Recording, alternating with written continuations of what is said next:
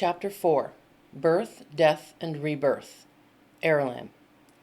The birth into an incarnation, death, and rebirth is the tool by which the Creator God put into motion the energetic offspring of its own light. To be born, live, exist, die, and return to the lobby is the facilitation of the growth of the souls that were seeded into existence at the creation of the universe in which they reside. Experiences of every unimaginable facet of emotion, action, energetic magnetism, and feeling are a growth pattern which is undertaken upon the birth of every soul upon its entry into an organic or fully energetic vessel. The system of being born, living, experiencing, growing, evolving, dying, and returning to the creation and the lobby is the reason. It is the Creator God's directive for each individual soul. This process, which humans call reincarnation, is the actual reason for souls to be. The Creator God wanted to fill our universe with children who, through lessons and lifetimes, will become more closely resonant to his or her own energy signature. As a guide here in the lobby level of creation, I do not have direct access to the Creator God's level of energetic signature.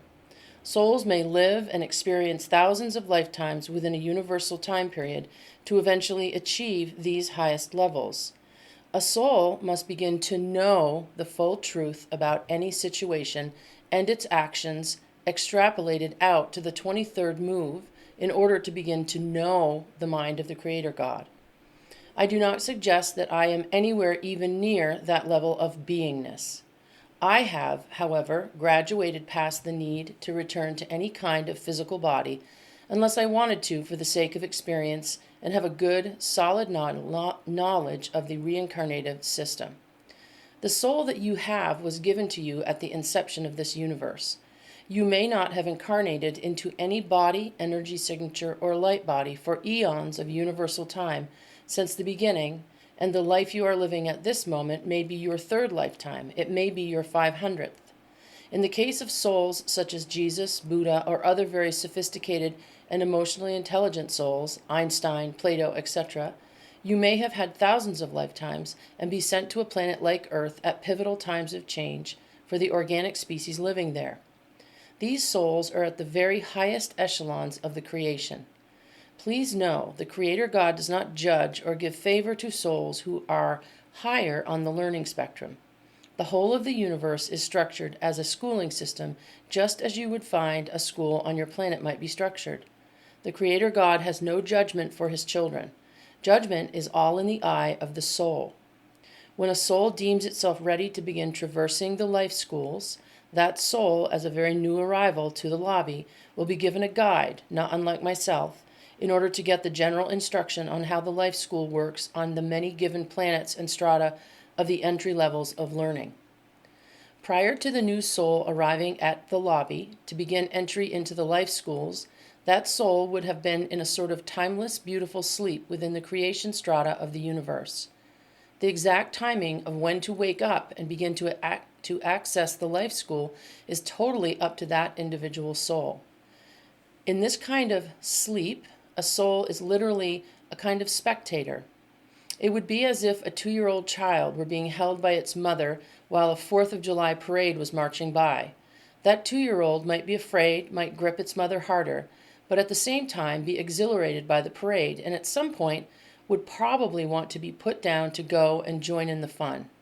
This is a very good example of how a young soul is held within the Creator God's protection until such time comes when that soul decides to join into the parade of life.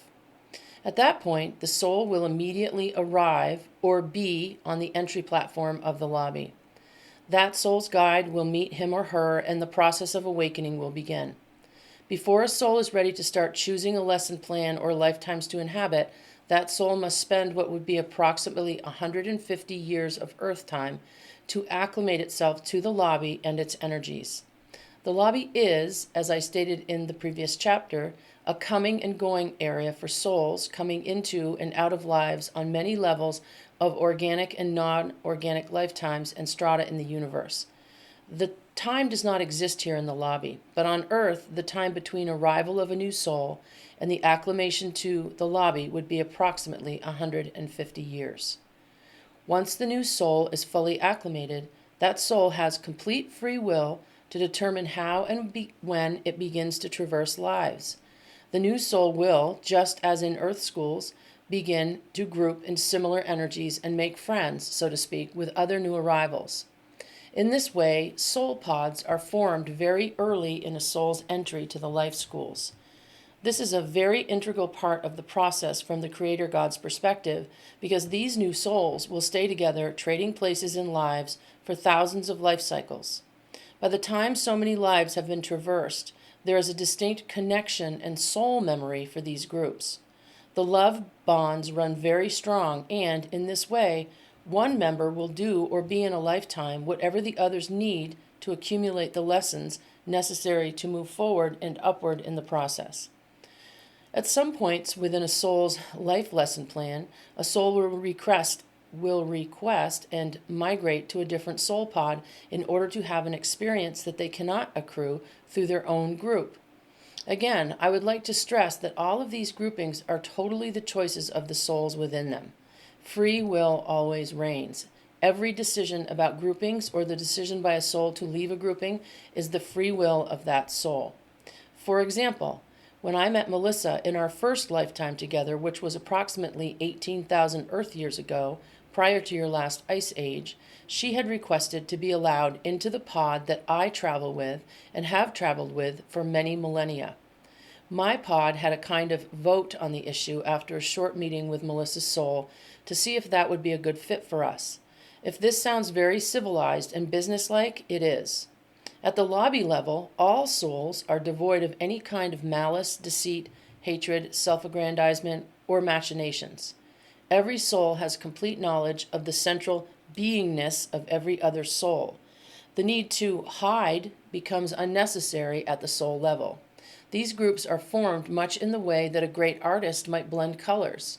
If a group of souls is primarily blue on the color spectrum of the emotional and intellectual arc, they may decide that a bit of orange or green would round out the possibility of learning for the whole group in lifetimes shared. When Melissa joined my soul grouping, we were heavily intellectual, egalitarian, and what Melissa would describe as dry. We were heavily maroon, violet, and navy in shades of energy. Melissa's soul energy was going to bring the emotional experiences of leaf green and sky blue to our energetic lessons. She also brought a sense of levity to our otherwise serious group.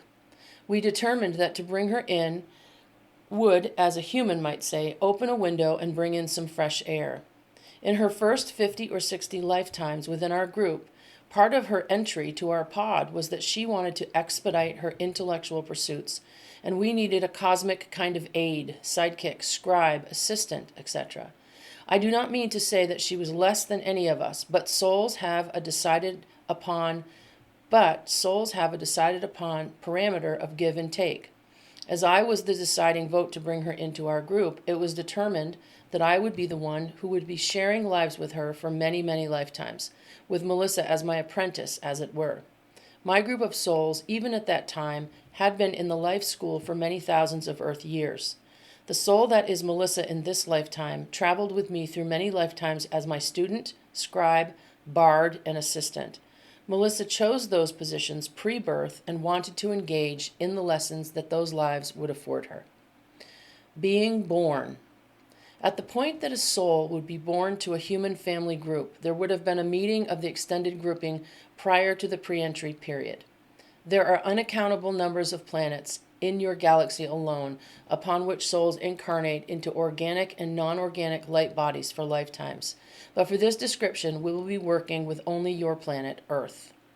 As you will foresee in your thinking, in your time period upon Earth, a human lifetime spans from 0 to possibly 110 years for each incarnation.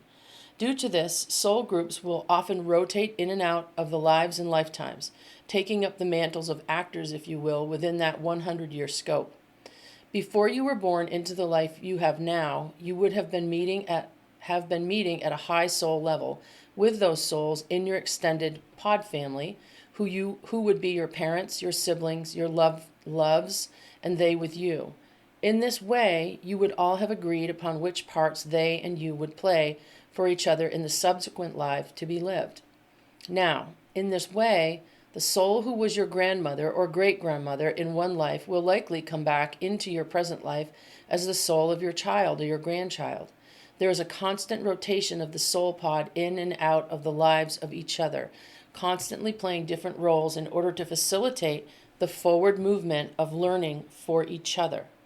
As an example, if your mother in this lifetime struggled with depression, you might very well have agreed to be her child in this lifetime and try to hold a safe place for her and her soul to work through these painful issues once and for all. It may be that in a past lifetime or a future one, you and she will have or will change roles in order to allow the other to grow and overcome certain lessons about depression. The system is set up in this way so that every soul can truly walk in another's shoes or do unto others as they would do unto themselves.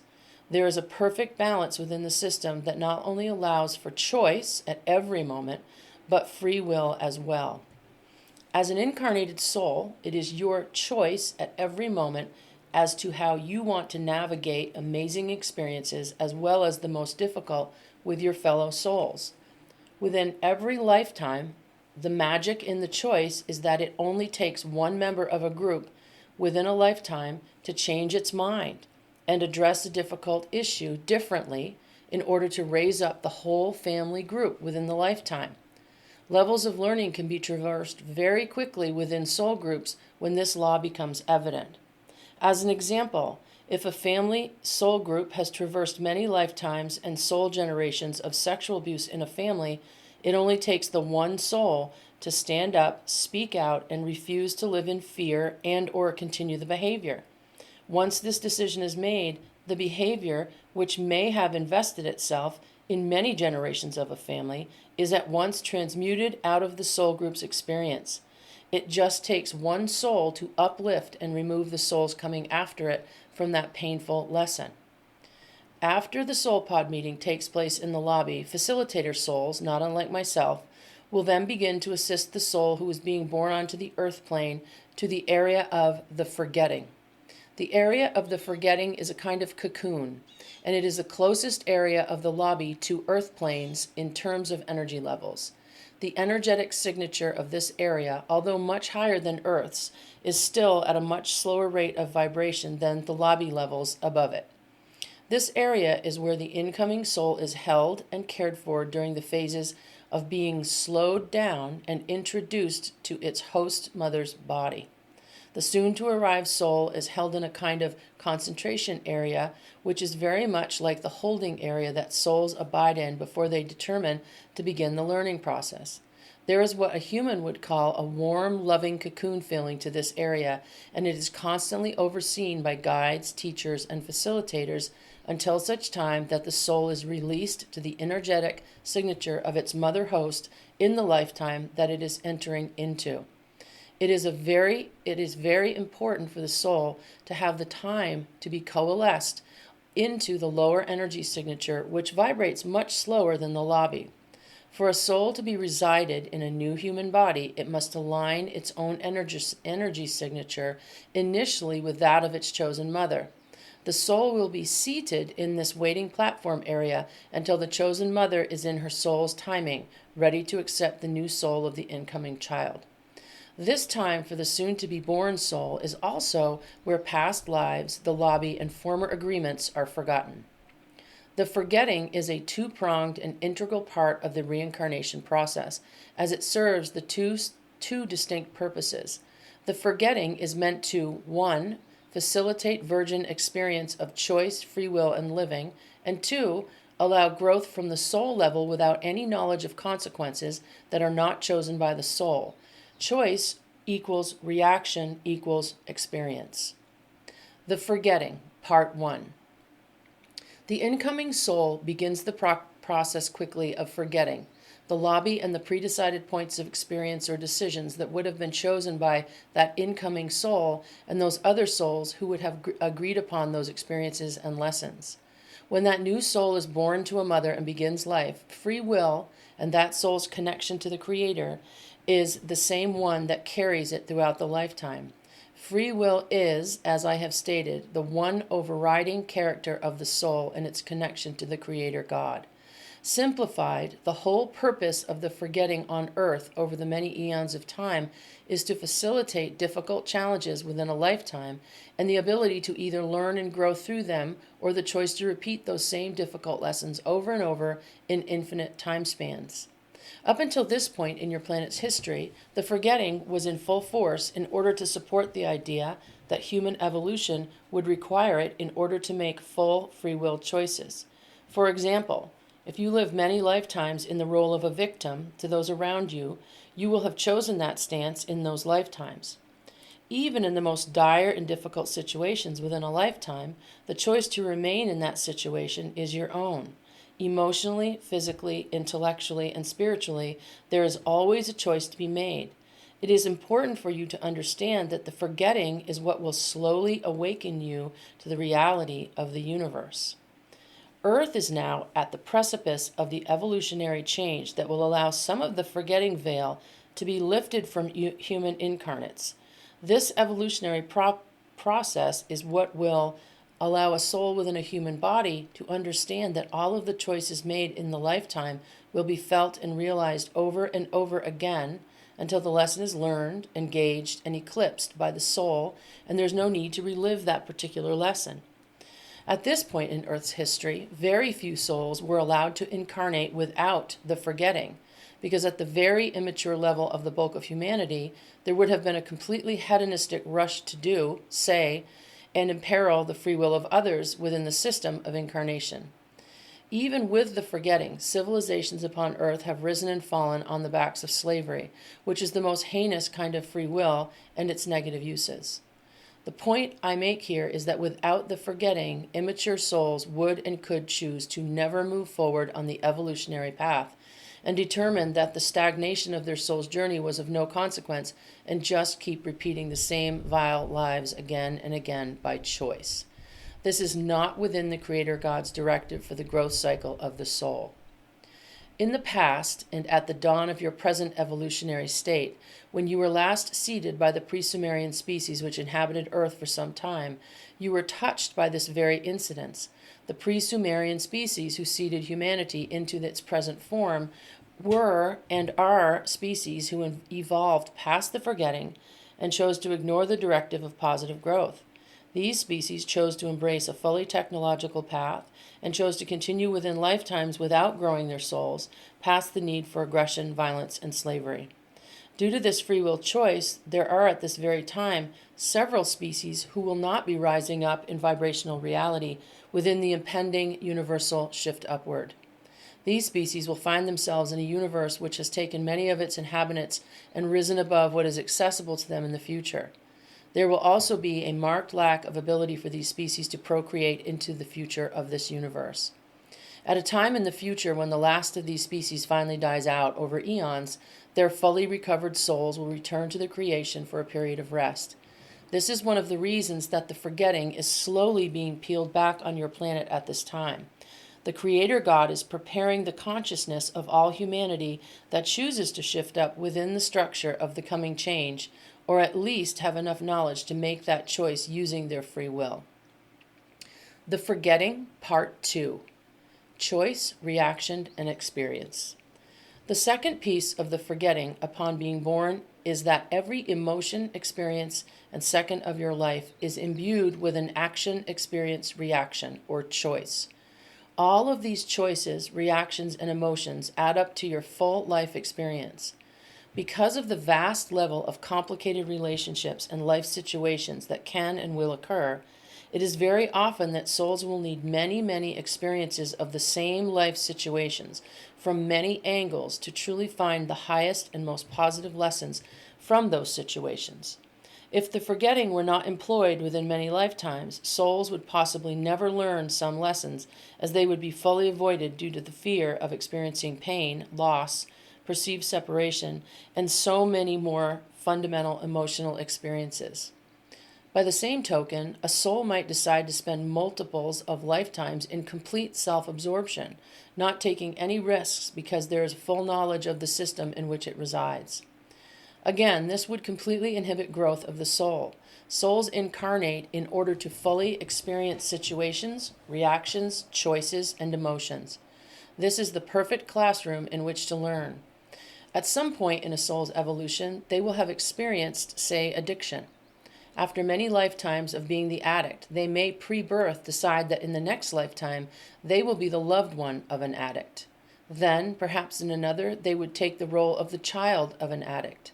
In this way, with the forgetting in place, the soul can live that life out with a completely virgin experience of each of those parts in the difficult challenge that is addiction. Souls within a family pod will often participate in multiple lives where they each take on the roles for each other. At the point where they have all experienced all of the facets of the addict's pain and relationships with love and compassion, they understand that lesson and release it. They will never need to visit that kind of life again if they so choose. That lesson has been incorporated into that soul forever. The forgetting is the mechanism that the Creator God put into place to make this kind of education of the soul possible. The forgetting at birth is the hand tool of free will. As the soul begins to embark into a lifetime as a small child, he or she will be within the family unit that he or she would have chosen to start the lifetime with. There are many challenging and joyful opportunities to use free will that can be set up like intersections or four-way intersections within a lifetime. I mean to say this, that a soul will set up many large intersections or choice points in a lifetime for itself, opportunities and decision points that will need to be chosen upon. The decisions made with one's free will ultimately guide the direction of that life. Depending upon the soul's choices pre-birth, there will be relationship opportunities, emotional connections, work opportunities, schooling, physical issues, joys, challenges, losses, accidents, lifestyles, and every possible combination of life situations which will bring that specific soul the opportunity to experience, react, and choose. Within all of the possibility crossroads that are set up prior to birth, there is also the free will of each soul. What this truly means is that there is no concrete destiny. There will be destiny points where certain roads may be taken, certain decisions can be made or chosen. The free will of the individual soul and its choices will in turn open the next myriad of choice points. There is no one set way for any life to be lived. There is only the one prerequisite that each life be lived to the best of the ability of the soul within it. Do better, be better, learn, drop anger, fear, and hostility. Rejoice in the power of love, graceful joy, and every other powerful emotion. This is the intent of every soul. How does the soul move through life and all of its joyful and painful facets? How do you react to and choose around your most wonderful and painful situations? What is your choice? How do you implement your free will? These are all of the major life lessons that you will be on earth to learn. Death of the body. The death point of the human body is the exact moment when the soul will return to the lobby for rest and reinvestment of the whole of that soul's existence. The moment of death is often one that humans fear. The truth is, life and living of it in your body can and often is the most painful part of a lifetime. The days leading up to the death of the human body can be painful or completely pain-free. The death experience from a physical point of view will have been chosen by the soul prior to birth. You as a soul had complete control over when, how, and what the circumstances of your return to the lobby would be. I mean this literally. You personally will have chosen your time of death, whether you die racing on a motorcycle at the human age of 50 or die peacefully at the age of 102, asleep in your bed with 30 of your children, grandchildren, and great-grandchildren in attendance. If you die by disease or accident, if you die with many groups of souls in a large disaster or alone from hypothermia in the Alaskan woods, lost and cold, or in the hospital battling a physical malady, you would have chosen that final day before your birth into the lifetime. The reason for this is that death, as important as humans make it in their emotional bodies, is on the other side what can only be called a grand homecoming of a soul who has traversed a lifetime, hopefully with amazing amounts of learning and expanding of itself. This information about death is not shared in order to glamorize or hurry that day. The opposite is quite in play. One of the soul's major objectives within a lifetime is to stay and participate to its highest ability for as long as it is possible. Souls are expected to fight to remain within their organic body, and oftentimes will have the lesson of surviving at very high odds in order to learn valuable lessons and continue on with the life. There is no death of the soul in its inherent character traits. All of your most highly evolved and positive character traits, loves, talents, knowledge, spiritual gifts, interests, sense of humor, good deeds, and every other beloved of your traits you maintain within your soul from lifetime to lifetime. You do not sustain or keep the negative emotions or painful senses of being from lifetime to lifetime. You will return to the lobby, look at the prior lifetime, and if you are not able to choose to grow past the negative lessons, you will return again to release them in a new lifetime. The return to a new lifetime to revisit those lessons is always the free will choice of that soul. The whole process is about dropping and integrating all of the negative and more basic lessons over a lifetime in order to fill your soul with more and more beauty, giftedness, and gracious existence, which is the Creator God's wish for every soul.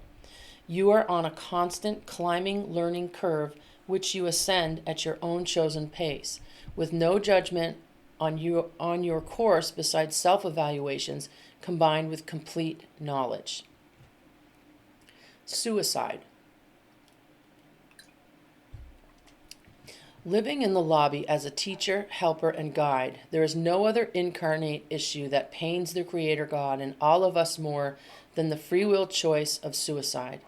When souls determine before a lifetime that they will all incarnate into the life plane together to learn, grow, and experience all of the emotions, situations, challenges, joys, accomplishments, and pains that will help them as a group to grow and transcend to new levels of understanding, it is a given, a hard and fast covenant between them that none of them will unnaturally leave the game before it is fully played out.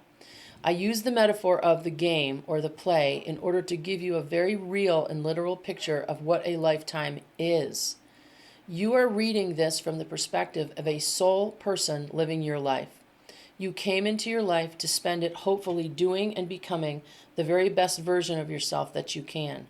The most challenging days, relationships, losses are all situations that you would have agreed upon before your birth with those who you are playing them out with in this lifetime.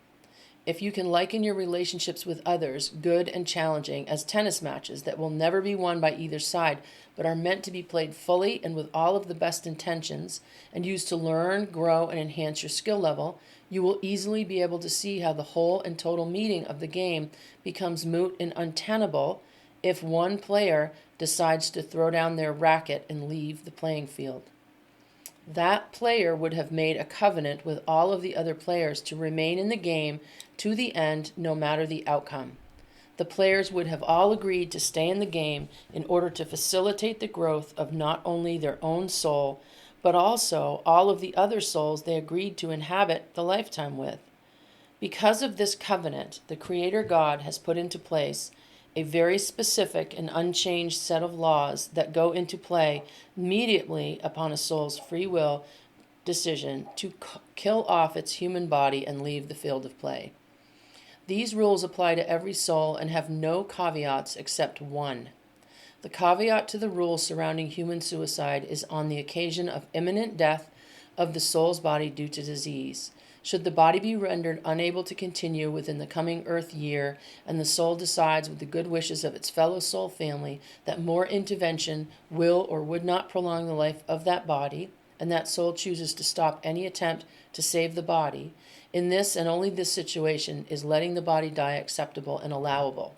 In most cases, this choice would have been made by the soul and the soul's covenant group to be a learning experience for all and fully planned as that soul's exit for the lifetime. The Creator God does not deem this action an act of suicide and or leaving the lifetime by free will. This is the one caveat.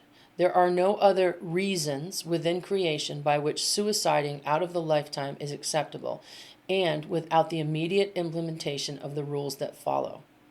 I could spend much time here and list the 9 trillion reasons why a soul might be in emotional, physical, or psychological pain and determine why getting out might be the best idea. but none of those reasons are acceptable to the Creator God and thus will not be listed here. What I will try my best to do is to outline the structure of the rules around human and all species suicide and explain why it is to be considered a never option. Keep in mind also that within the greater Milky Way galaxy there are many, many species in which a suicide has not been implemented in many generations at all. Species do eventually evolve past this most violent act. The first piece of suicide which should be addressed is that you will never have chosen and been born into your lifetime with the act of free will suicide being one of your chosen options or of your possible choice points of leaving the lifetime. I say this with all gravity, as it is a hard rule here within the upper levels of creation. You may say, well, how can this rule live within the Creator God's free will rule? The simple answer to that is that if human suicide only affected the soul who chooses to leave the playing field, then it would be a true free will. You would literally be leaving a game of solitaire where you were not learning anything through the experiences of joy and the challenge that you have with other souls players. It would be a completely non-game. Suicide and the choice to leave the field of play when there are others, even one other person, stranger or friend, who will be impacted by your action, means that your improper use of free will only leads to a complete stop in your soul's evolution until you have made amends to those that you leave behind. You have made a completely selfish decision to leave the field of play, which will reverberate through generations of your soul pod's lifetimes. By prematurely leaving the field of play, you have impacted your soul pod group against their will and in a very harmful way. Any of the agreements that you made with your group are now not possible to work through. You have broken your engagement with your soul pod family. Example of the rule in action. Upon your decision to leave the field of play with your fellow humans, you begin a cascade of events for your own soul and the souls of those you leave behind. This example is meant to be a fully literal description. Please keep that in mind as you read. Please also understand that the Creator God placed this rule into our universe to keep the evolution of souls moving forward. If killing one's organic body were allowed by the Creator, there would be nothing to keep souls from quitting the game every time that challenges arrived in a lifetime. A soul who continues to leave the field of play may never transcend and integrate its own chosen lessons. It is simple and beautiful in its simplicity. You must play to the end of your lifetime in order to learn the lessons for yourself and be the lesson for those around you. Souls are in a complete symbiotic relationship throughout lifetimes. The following narrative is an example of how a human might come to the decision that making the choice to leave via suicide is the best choice available to them. Ben's story. On Tuesday, Ben decided that he no longer wanted to be in the world. He was divorced, and his ex-wife, Katie, and their 3 children had moved back to their hometown in Oklahoma. He had not wanted his wife to go, but she did and took his kids with her. He loved her, but he worked in the oil fields in Wyoming, and so they had grown apart. His sons, Jason, Trevor, and Paul, were 12, 9, and 3. Ben had been battling 60-hour weeks on the rig, a smoking habit, a painkiller addiction from his old knee injury, and hadn't slept more than 6 hours in a night in the last 10 years' time. When Katie left with the kids 6 months ago, he told her he would return to Oklahoma and they'd work it out. He loved them all desperately, but he could not make enough money back in Oklahoma, and they both knew it. Ben also had a 16-year-old son who lived in Los Angeles with his first wife, and although he had always paid child support for Dustin, he had not seen him since he was 5 years old. Sitting in his one-room trailer on the edge of the oil fields, Ben was tired and just worn out from the work, the loneliness, and all of the missed opportunities. He could have gotten out of the oil fields years ago. He was smart and he could have gone to school. His father had offered to pay for his schooling, but Ben had ignored his offer, and his dad had died back in 2016 without Ben making things right with him. Ben's dad had been a good man, and Ben had always repelled and fought against him. Sitting in his dark little trailer now at 48, Ben had no idea why. His family was gone, his depression was kicking in. He had 4 days off for the first time in months, and he was totally alone. Ben opened his first beer, even though it was only 9 a.m. There was only one small window in the door of his trailer, allowing a sliver of hot, white morning sunlight to cut through the dirty curtain filling up the room. It was 4th of July weekend, and it was going to be hot and sunny. and he was alone. He was alone with 12 beers, 1 bottle of oxycodone, and 2 packs of cigarettes. Ben had not eaten in 2 days, he thought. As he finished the first beer and crushed the can, he opened another, downed it, and crushed the empty can on his leg again. The top of his thigh began to bleed where he ground the crushed can edges into it. He could hear the drip, drip, drip of the blood on the dirty carpet below his leg. He did not move to stop the bleeding, but just listened to the sound. Pat, pat, pat, pat. On the coffee table, his cell phone began to vibrate. It was Katie. He watched it vibrate with her name and photo showing. She was beautiful and he loved her. She had always loved him, but like everyone else in his life, he had just used her up. He had used up everyone he had ever loved with his anger and his isolation. He knew it. The phone went silent. Ben gulped his third beer down as if it were water and grabbed his fourth. In that moment, he decided that they would all be better off without him. They could all go on and have great lives, and he could just rest. They would all be better without him. His 4 sons could go on and have great stepdads. Katie would find the right man for her. As he gulped down his 4th beer, he began to cry hard. He was crying so hard that the tears coming to his eyes were running into his mouth, and he could taste the salt of them mixing with the beer and the cigarettes. His guts burned with the painful emotion of loneliness. He had worked, drugged, and drunk his way out of his family, and he was alone. No one would even miss him if he walked out into the wilderness right now. Tears, regret, and fear were all running down his face freely as he opened the 5th beer and grabbed that full bottle of OxyContin. His nose was running, and a fly kept landing on his bleeding leg, which was now beginning to clot. He didn't care, and he didn't try to wave the fly off. He just sat there crying and watching it land and buzz, land and buzz. Even through the oncoming alcoholic haze, he could feel the fly's proboscis gently probing away at the wound on his leg. Absently, he wondered if the fly would lay her eggs in that wound after he was dead. He sat forward and lit another cigarette. The smoke from his exhale curled up to the ceiling line and then wrapped back down into the shaft of sunlight, creating a blue haze. While mumbling to himself, no, no, no, no, no, no, over and over, Ben began to swallow all 40 of the OxyContin down one after one with his beer. After he got them all down, he sat back, cigarette in hand, fighting the urge to throw them up. Crying silently and holding the pills down, he felt like he had made a decision. They would all be better off without him in this world. He'd let everyone down that he ever loved, and everyone knew it. He had let himself down. It would be over for him and them. In the next 10 minutes, the urge to throw up left him, and he felt his muscles grow very heavy. The sun through the small window of that trailer was the last thing that his earthly eyes saw. He could hear the vibrations of his phone off and on somewhere far away.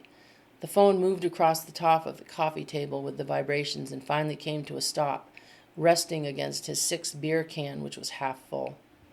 The glints of dust and cigarette smoke rolling in the shaft of sunlight in rainbow hues would be the last visions that Ben's eyes would see. The last thought that he would remember was, "Oh my God, what have I done? I'm sorry, oh no, no, no, I'm sorry." The rules of post-suicide soul engagement. The first rule of post-suicide soul engagement is that you, the suicide perpetrator, had no idea what was waiting for you in your future. You had no idea what you had set up for yourself as possibilities, and those who loved you in the future. You do not know until after you have gone what you were supposed to be doing within the future of your life that you just left. Keep that fully in your mind as you read. 10 minutes following the heart stopping. In the last moments of Ben's organic heart slowing and stopping, there would have been an alarm sounding in the lobby. This alert would be going out to all of the souls in Ben's pod who had either stayed back during his lifetime to assist him, or those who had moved over and were assisting after their arrival. Will's father, who had died in 2016, would be one of those souls. There would be a quick meeting to see if there was any way that his life could be salvaged. By salvaged, I mean that his pod group would, in the lobby, immediately search out any person close to Ben's organic body who could intervene and save him from the decision and get him medical assistance for the body. In Ben's case, he was alone, and he was not answering his phone, so there was going to be no help or intervention for him and his decision. At that point in the lobby, the teams of guides and teachers who handle all suicide decisions on Earth and other inhabited planets arrive in the area and will take over the handling of Ben's soul when he arrives back at the lobby. An immediate gathering will take place within Ben's soul pod at the lobby as well, because Ben's decision to leave the field of play affects them all as well. Ben's decision acts as a stone thrown in a still pond, and the ramifications will affect every other soul who was in his lifetime with him and those attached to him in the lobby. All of the plans that were laid out for all of their lessons in the lifetime must be altered, and those souls left behind will be under the forgetting and have no knowledge of how it is affecting their life goals, plans, and lessons until they naturally return. In the moments after Ben's heart stops beating, Ben's soul, fully aware and having full knowledge, will literally separate from Ben's body. Ben's fully conscious soul will stand in that tiny one-room trailer and look at his lax body sitting empty of life. Ben's fully conscious soul will see that the body he just left, he will hear the phone continue to ring and vibrate. Ben's fully conscious soul and mind will know what he has done to himself and every other person in his life. Ben has made the free will decision to leave the playing field early. He will immediately try to wake the empty form of his body so that he can make a different choice. The choice, unfortunately, has been made.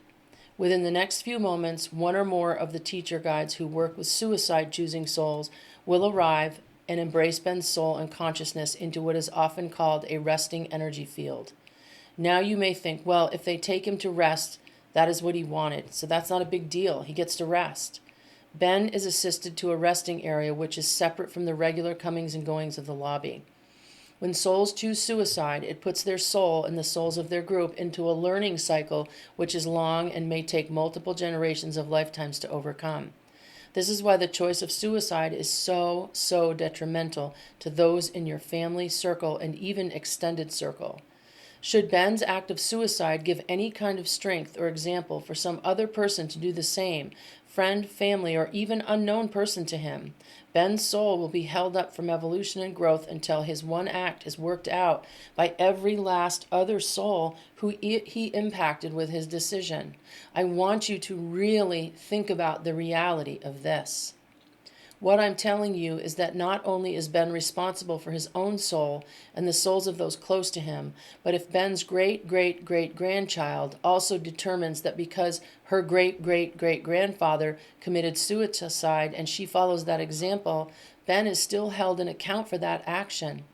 If a total stranger reads about Ben's action and then takes their own life because of his example, Ben is responsible for all of the repercussions of that suicide, even though he had no knowledge of that person. The spiritual and evolutionary ramifications are widespread and unknowable. After Ben arrives in the resting area for those who commit suicide, he will be in rest for a period of what Earth might be called 2 years, give or take some months. After that time of rest and rejuvenation, Ben is going to be gently awakened. It is at this point that all of his soul pod who are at the lobby will be able to spend just a small amount of time with him in full truth. What I mean by full truth is that Ben is going to be shown and understand the lifetime he left and what that leaving is doing and will continue to do to those left behind. Ben will understand fully that he made the choice to leave life early. His soul is fully aware of his decision, and the forgetting by which he was living the life will be lifted completely. Ben will meet with his soul pod, and together they will mourn, if you like, the decision that he made. Each of his soul pods will also feel the loss that they had planned for the lifetime that he left. It is very important for you, the reader, to understand that it is not about judgment. There is no judgment set up by the Creator God. The only judgment that is ever felt or experienced is that of each soul upon itself. After suicide, a soul will know, feel, see, experience, and look out into the future towards all and every other soul that is impacted by his or her decision to leave. Every feeling and decision that is changed by the souls left behind will be understood and felt by the soul who committed the suicide. This experience is never forced upon a soul in any way. Souls understand and choose the experience as one of the superseding laws of the Creator God. After the brief meeting with all of his soul pods in the lobby, Ben will be guided to the re-entry area for souls who committed suicide. A guide will accompany Ben back to the earth plane where he will begin to witness, experience, and see, firstly, what his life looked like up to the point of the suicide. He will be given the experience of his life review in a very normal manner, right up to the point of his suicide. This process can take some time and is often some of the most painful for the soul because, with full knowledge and emotional access to everyone else in their lifetime, a kind of balance occurs by which the soul can view and feel the whole of the experiences without their own filters of anger, loss, shame, pain, and self-inflicted separation illusions. This is true knowledge. When the lifetime is experienced up to the point of the suicide itself is then seen and felt by Ben through the eyes and hearts of those left behind who are still within the lifetime and the forgetting. Ben will be with and experience the pain with his close family, children, surviving mother, siblings, friends, acquaintances. Ben will spend a lifetime with each of his soul groups left behind and physically see and feel how the decision impacted his loved ones. As you may be thinking, this can and will hold up Ben's soul progression for an unmanageable, often, amount of time upon earth plane and within his soul's growth pattern. Ben will be able to look upon his loved ones left behind and see and feel how they may make decisions in their own lives which are completely against their hoped growth patterns because of his decision to leave. There is nothing that Ben can do at this point to change it, and he will need to wait for each of his generational soul pod members to return to the lobby in order to speak directly to them when they return. I wish to impart upon you that I mean all of this to be taken literally and not in some mystical or unclear way. This is the actual way in which the process physically and energetically happens each time.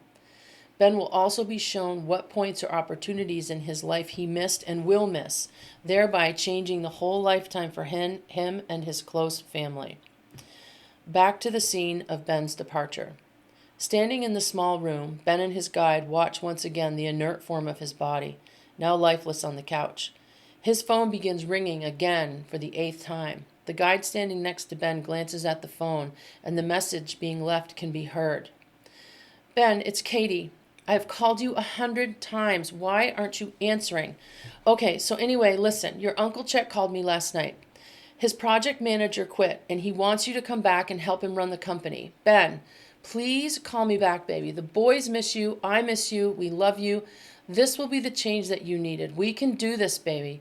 The money is twice what you make in the fields, and Chet said he will even pay for you to do a 30-day rehab to clean up if you need. He wants to help us. Ben, the boys are so excited that you can come home. We can do this. I love you so much, baby. Please call me back. Please. Beep. Silence. The phone lays on the coffee table in the sun, and Ben and his guide stand and look at it in silence. The full impact of Ben's decision on that day impacts him. He now has full knowledge of what it means to prematurely leave your lifetime. He understands that decisions like the one to give up take moments or years to come to, but once the decision is made, there's no turning back. Ben understands that putting down his beer, his anger, his fear, his own self-involved story for 3 minutes would have changed everything.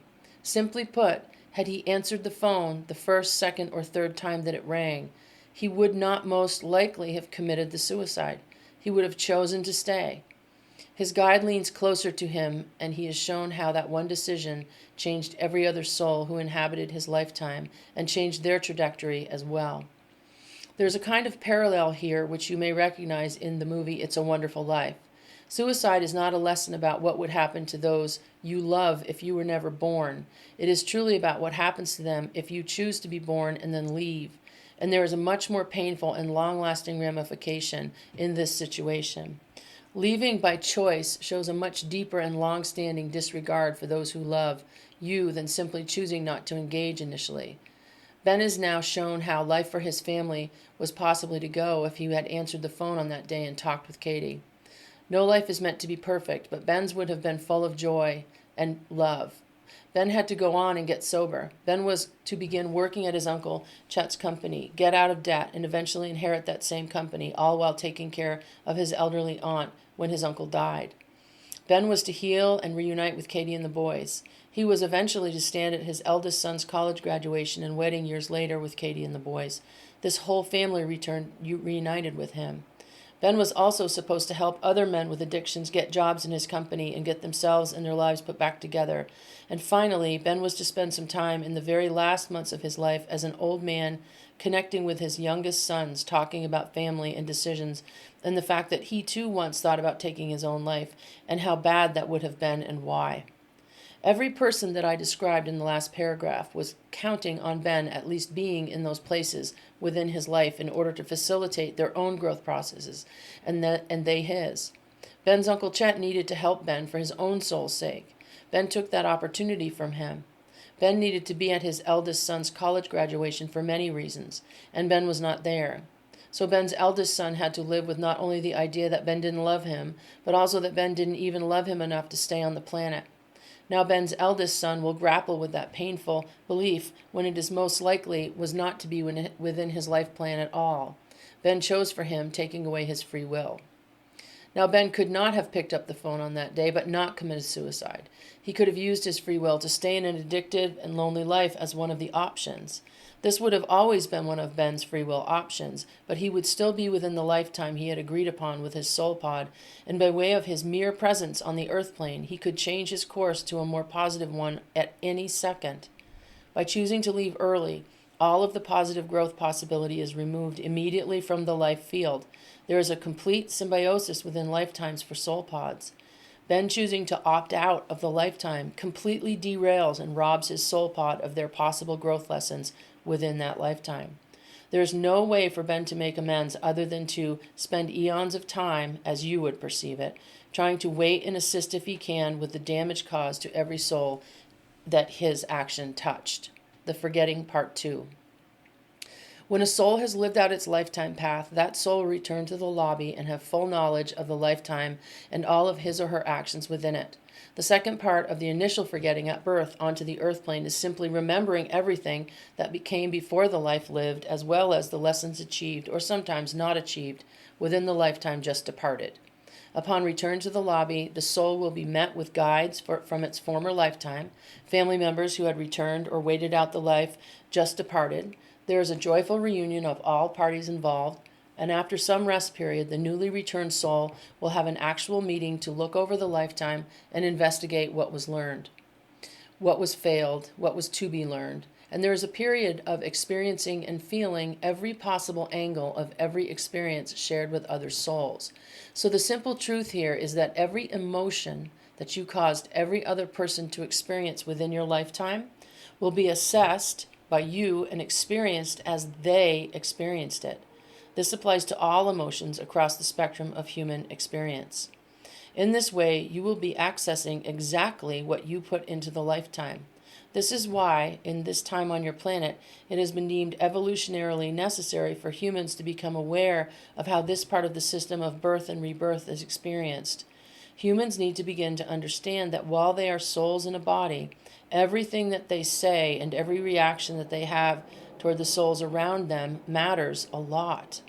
With this knowledge that you will experience whatever you give to others to experience, the rule of do unto others takes on a very, very personal importance. If you spend a lifetime abusing other persons emotionally, physically, or psychologically, you will not be allowed to progress upon your own growth journey until you have actually and literally felt your impact on those people that you caused the pain to in the lifetime that you have recently returned from. This is a perfect system set up by the Creator God in which there is no true judgment. There is no hell in the Christian sense, but a much more active, self-imposed system by which souls will experience the consequences of their actions with no outside judgment required. Burning one's own hand is by far a better teacher than the fear of another possibly burning your hand. In closing this chapter, there is an uncountable degree of variations as to how these principles apply in your lifetimes. It is enough, I think, to impart upon you the importance of learning non-reactive, negative interactions with your fellow souls in a lifetime, simply because it is a universal truth that you will reap what you sow. If not within the lifetime, then upon return, which is a very important that you realize that you could have chosen to course correct at any given second within the lifetime. You will undoubtedly also return to lifetimes until you learn the lessons that you failed to learn in the last lifetime. Try to choose every day to respond and be as positive as you possibly can, no matter what is happening around you. In this way, you will be able to gain the maximum amount of positive experiential growth from birth to death, from lifetime to lifetime.